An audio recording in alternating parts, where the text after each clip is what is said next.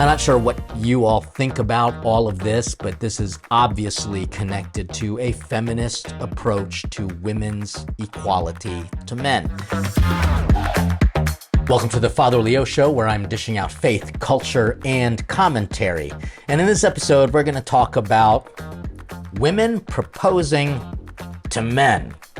Now, this is going to probably be a little hot take, but in this brevisode, I just want to ask that question and based on this video. But before we jump into it, make sure you like, subscribe, share, and comment. And also, if you aren't yet a member of our Patreon community, remember, just go to patreon.com/The Father Leo Show. You can join at many multiple levels of Patreon. But if you are a supporter to us, you get some great perks. But for all levels of Patreon, you get access to great commentary, including the ones that I have on my longer shows and my longer episodes, but also access to other great content, including some of our Catholic information conferences. So let's just jump right into it with this commentary on culture and proposals, because this is interesting. So I saw this. Check it out.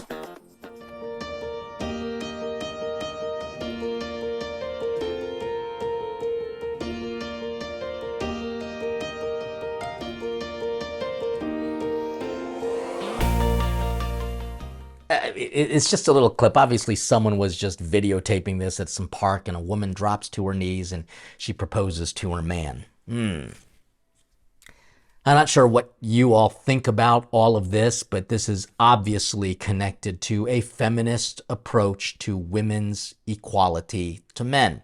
And therefore, for them, they have to do what men do. And men are normally the ones who propose. But I think what we fail to recognize is that proposal is kind of captured in a theological framework.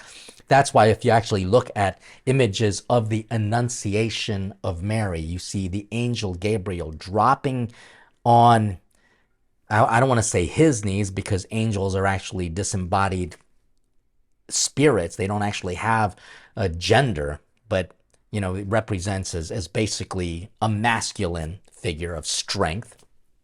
Gabriel would be like he who gives news, a bearer of news, drops to its angelic knees and basically, in a sense, proposes to the Blessed Mother. And Mary, because she is such an august person in the Christian faith, is being proposed to, and she accepts by saying, I am the servant of the Lord, let it be done according to thy will. But so she's the servant. However, the angel becomes her servant. That's the point of the proposal. So men, when you do this, it's not simply because you are cool. It's because you are vowing to be the servant of your spouse. And where we get this? Well, from St. Paul's letter to the people of Ephesus, where he talks about women be subordinate to your husbands, and everyone freaks out about that, but they fail to hear what follows next, because it says, husbands, love your wives as Christ loves his church. And how did Christ love his church? He served the church, washing the disciples' feet. He died for the church. That's what it means to propose. And so in this very confused world in which we live, and if you don't think it's confused, then you need to watch all of the episodes on the Father Leo Show. We're seeing how now where the mentality of the feminist movement is forcing women to now serve their man. And it just seems so antithetical to the feminist movement. Can we not just let guys do what guys do and propose? But no, I guess in a trend to be new and outside of the box, which is fine. You can do whatever you want. I wonder what this man said. I just wonder. But sadly, however, these women proposals are becoming more common. Can I tell you why, fellas? Because you're not proposing. You're not actually doing your job. I don't know what you're waiting for. The right moment? Come on. There is no right moment. Should you plan? Yeah, fine. But if you've been dating for more than 3 years, and this is just in my mind's eye here, if you've been dating for more than 3 years, then commit, for God's sakes. You can make the engagement for a year or 2 years, however long you want it, but just commit.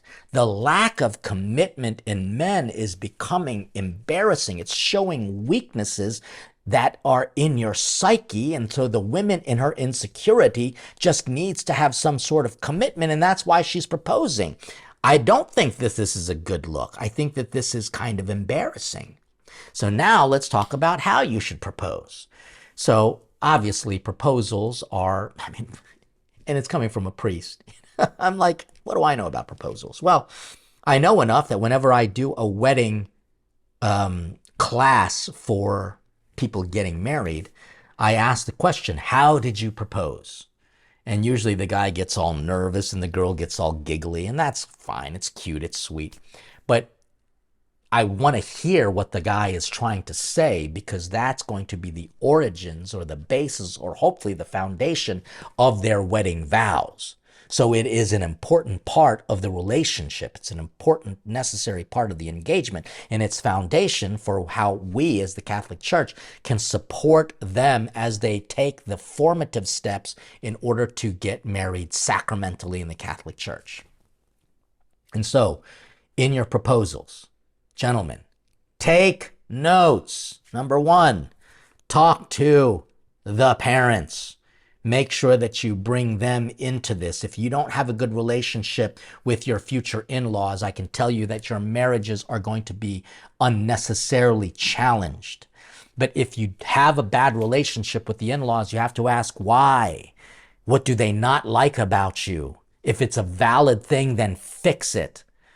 If you're like, well, it's because, I don't treat her with respect, then start treating her with respect. And then maybe you can talk to the parents of the bride. Secondly, find a good best man now, because that best man can help you to plan the proposal.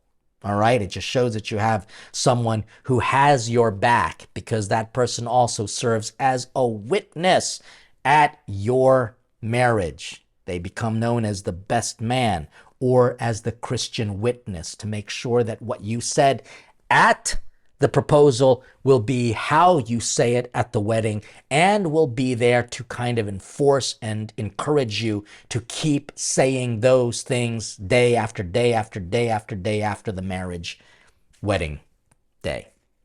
So get a good best man and then plan it that way. Third, keep it easy, gentlemen. My gosh, the drama, my goodness gracious. It's like everything's got to be a production these days. Fine, if you want to be theatrical about it, you go right ahead.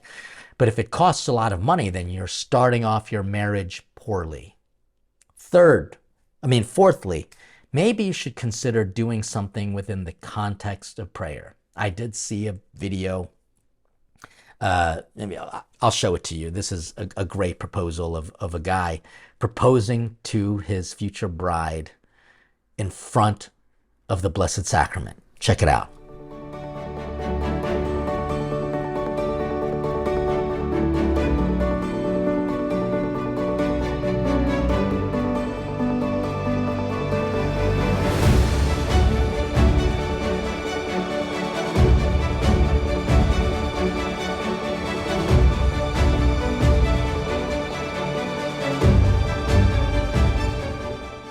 Now that is the way to do it, to make sure that Jesus is a part of your proposal. So I just give you these things to think about. Why? Because September is a big wedding month. It's coming up now, and these are times when people are getting wedded, and at least on the East Coast here, it's a beautiful fall time of the year. And so weather works out well, and people do get a little romantic, and great. God bless you for it. But we got to make sure that God is a part of these proposals. And because God is a part of the proposal, God will sustain you in the marriage. Because in the wedding ceremony, it speaks about what God has joined, no one can divide. And if it is being forced by the woman to propose to the man because the man isn't proposing, boom, then I think we need to start asking questions. What are you dating for in the first place? Maybe we should actually have an episode on dating. That'll be interesting from a priest. Well, but it might be worth it, especially since this whole Father Leo show is all about faith, culture, and commentary. I hope you enjoyed this little brevisode. Make sure you let family, friends know about the show. Like, subscribe, share, and comment. You have no idea how that helps in our algorithms to kind of beat the system that wants to suppress Catholic content. And as always, make sure you look to our Patreon community because you can subscribe at many different levels. And if you subscribe, you get access to great content. And if you support us on Patreon, you get some extra perks. But anyway, guys, propose well. Women, don't propose. Let the guy do what he needs to do. Let him serve you. God bless you, and stay hungry for God.